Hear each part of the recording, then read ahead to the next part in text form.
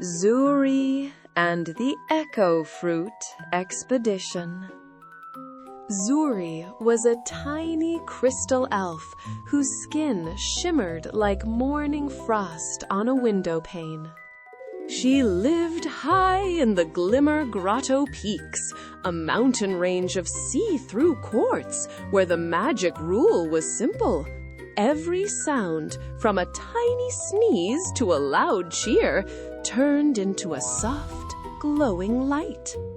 Zuri's best friend was Ojo, a round, fuzzy moss puff she had rescued from a tangle of dandelions. Today, Zuri was determined to find a light bright enough to warm her chilly hallway. As they strolled through the crystal meadow, they discovered a cave that breathed a low, musical hum, inviting them into its cool, shadowy mouth. They stepped inside the humming cave and gasped at the strange treasures floating in the air. Great stone bubbles, as smooth and heavy as giant pearls, drifted like slow-motion balloons in the stillness. In this mountain, silence made things heavy, but noise made them light. Zuri began to hum a silver melody, and the bubbles bobbed upward, blushing a deep, rosy pink as they floated out of her way. Ojo let out a happy pop with every hop, sending ripples of emerald light across the jagged walls. Together, they moved deeper into the dark, their own happy noises carving a path of color through the gloom.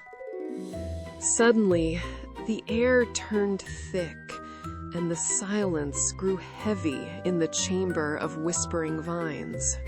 The stone bubbles became cold and gray, sinking to the floor to block the path like giant, unmoving boulders. Zuri tried to sing, but her throat felt tight with a little bit of fear, and her song came out as a tiny, weak squeak. The bubbles didn't budge. High above, tiny Pip-Birds with feathers like flickering candles swooped down.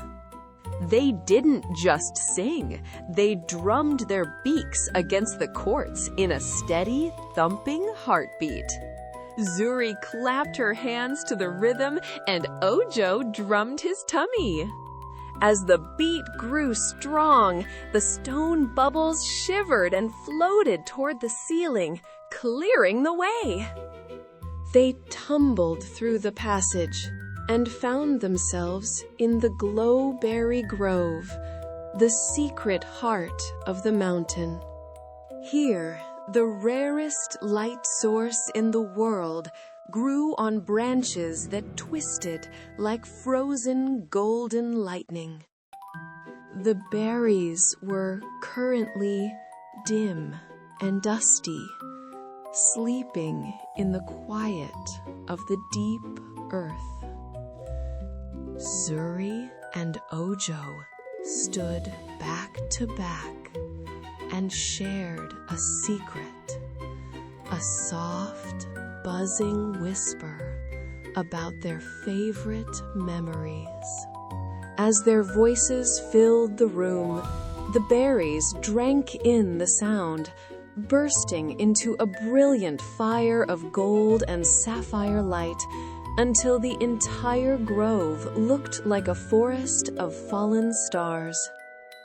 Zuri carefully picked a single, pulsing glowberry, which felt as warm and squishy as a toasted marshmallow in her hand.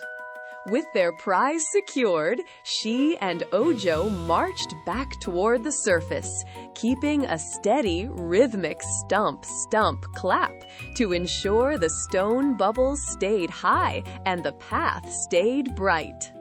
The Pip-Birds trailed behind them like a ribbon of silver smoke, guiding them until the golden sun of the meadow greeted them once more.